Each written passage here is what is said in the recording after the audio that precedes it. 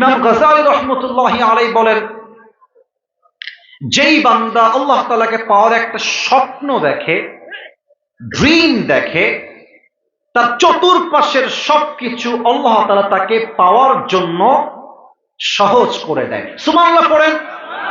ওয়াল্লাযীনা জাহাদু ফীনা লানাহদিয়ান্নাহুম সুবুলানা।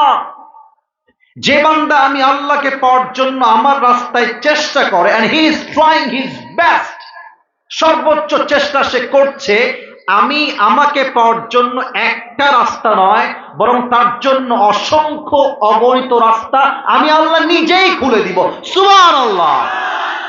আল্লাহকে পাওয়ার জন্য আজকে আমি মোট 7টা আমল বলতে চাই। আমার চাপায়ের নাচরের ভাইয়ের এক বাক্যে হাত তুলে বলেন কয়টা? কয়টা আমল? নাম্বার 1, শুরু করছি। If you want to get closer to Allah subhanahu wa ta'ala, this is the first way to get closer to Allah subhanahu wa ta'ala, and that is you have to clean your heart. আত্মার পরিশুদ্ধ করেছে যে আল্লাহর নিকটবর্তী হতে পেরেছে সে, আয়াত তার প্রমাণ। আল্লাহ তাআলা বলছেন সূরাতুল আলার ভেতরে, ক্বাদ আফলাহা মান তাযাক্কা, যে বান্দা আত্মার পরিশুদ্ধ করেছে, আত্মাকে ক্লিন করেছে, পরিষ্কার করেছে, তাকে সফল বানায় দিয়েছে। একজন আওয়াজ দিয়ে বলেন তিনি কে? আচ্ছা, আপনাকে একটা প্রশ্ন করছি সবাইকে, উত্তর জানলে বলবেন, নয় চুপ থাকবেন। আচ্ছা বলেন তো, একজন ব্যক্তি who is not a prophet, উনি কোনো নবী নন, আমার দিকে তাকায় ওয়াজ শুনুন, আমার কথা ধার ভাজ সারমর্ম বুঝবেন, নয় কিছু বুঝবেন না।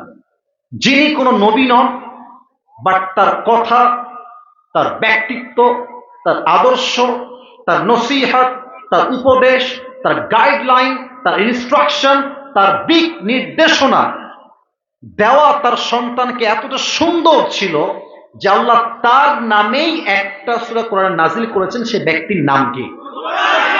লোকমান হাকিম। মাশাআল্লাহ, বলেন সবাই মারহাবা। লোকমান হাকিম নবী নন, বাট তার নামে একটা কোন সূরা যুবক ভাইরা আছে না নাই? কিতাবটার নাম হচ্ছে ইবনু জারীর আত-তাবারি। আবার বলছি, আই রিপিট अगेन, ইবনু জারীর আত-তাবারি কিতাবে আসছে লোকমান হাকিমের ব্যাপারে। একজন লোক তার মালিকের কাছে আসলো, সে পেশায় একজন রাখাল ছিল, একজন গোলাম বা দাস ছিল, রাখাল ছিল। এসে বলছে, হে লোকমানের মালিক, লোকমান তোমার কাছে কাজ করে, but he is not a random person. এটা কোনো সাধারণ মানুষ নয়। তার জ্ঞান, তার প্রজ্ঞা, তার মেধা, তার উইজডম, তার ক্যাপাসিটি, তার সাধ্য, তার কথা এই এতটা সুউচ্চ, এতটা বেশি, সে যখন কোথাও রাখাল হয়ে ছাগল চড়াতে যায়, আশেপাশের 10 গায়ের মানুষ একত্রিত হয়ে যায় তার জ্ঞান গর্ব কথা শোনার জন্য। সুবহানাল্লাহ পড়বেন না আপনারা?